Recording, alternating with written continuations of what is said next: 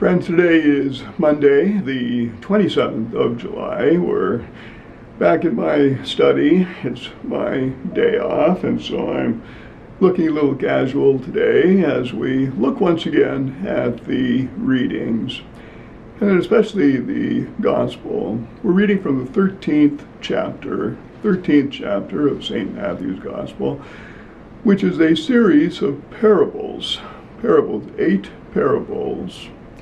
Parables of the kingdom, parables describing, in some ways, although hiding and revealing at the same time, describing to us the qualities of the kingdom. What is the kingdom? The kingdom of God. A kind of mysterious preaching of Jesus, though it's the very center of his preaching. And thus we pay attention when he tells us these parable stories and gives us a sense, at least a sense, of what this kingdom is and what it means for the world, the transformative power of the kingdom for the world. You know, I've said before that it seems that God prefers to start anything, any project, even the kingdom, in very small and slow ways. Small and slow ways. The unimpressive beginnings that turn into something enormous and grand and wonderful. You know, take for example a religious order. How many religious orders started with one person, maybe one or two disciples, that small little bit of yeast, and yet it has within it enormous power. God starting small, but then also inviting us to cooperate with him. You know, God could just establish an enormous religious order that would just basically take over the world. Get that work done, that necessary work. And yet that's not the way he works. He really prefers to start small and to invite you and me to assist him. And the result, something usually great. And we see that today, the two parables that are given to us in the gospel for today. And that is the kingdom of heaven is like a mustard seed that a person took and sowed in a field, said to be the smallest of all seeds. And yet when it grows, it turns into the greatest tree, upon which it says, in a kind of a familiar way, a large bush in which the birds of the sky come and dwell. The birds of the sky. So that tiny little seed planted in the ground and has within it its own dynamism, so that it simply takes off and grows.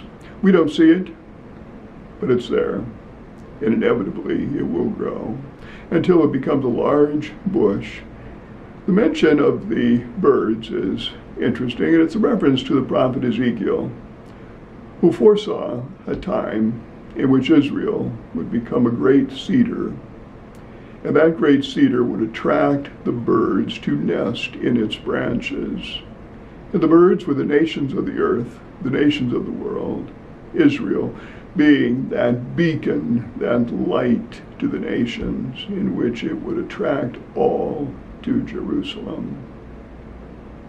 And secondly, the second paragraph, or the second parable today, talks to us about the yeast in the dough. The kingdom of heaven is like yeast that a woman took and mixed with 3 measures of wheat flour, which, by the way, is a very large measure of wheat.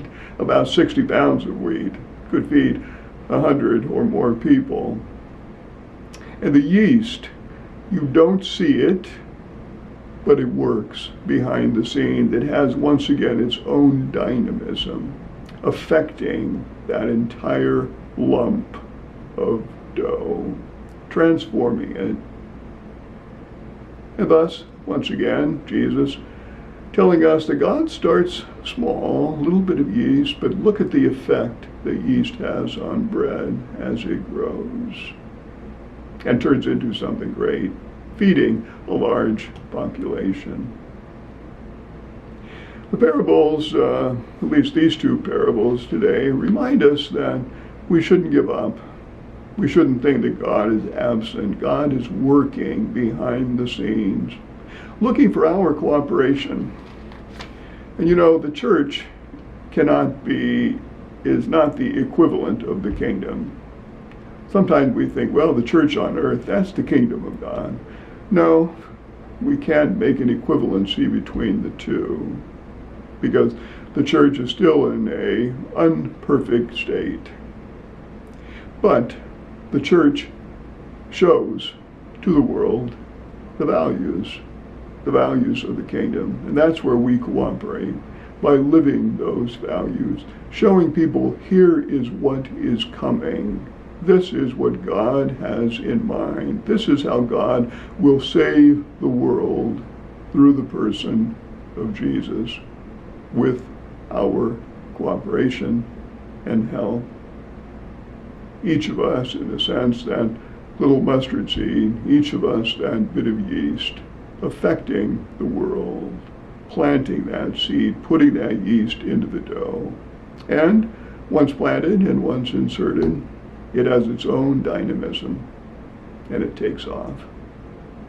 Hold that thought, and we'll see you tomorrow.